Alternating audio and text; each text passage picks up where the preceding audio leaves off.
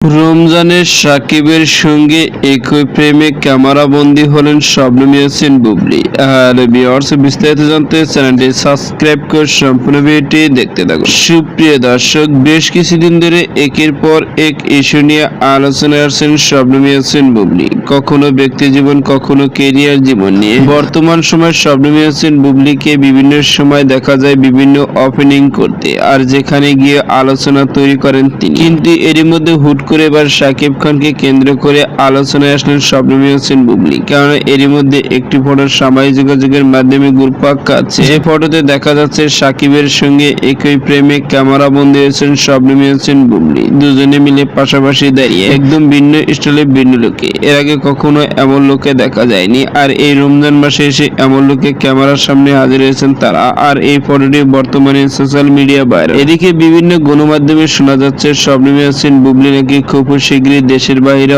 অবস্থান করবেন। এও জানা গেছে শাকিব খানের নাকি দ্বিতীয় সন্তানের মা হতে যাচ্ছেন শবনম বুবলী। সুপ্রিয় দর্শক, ভিডিওটি আপনার কাছে ভালো লাগলে একটা লাইক দিন। নিত্য নতুন ভিডিও আপডেট পেতে চ্যানেলটি সাবস্ক্রাইব করুন। অসংখ্য ধন্যবাদ।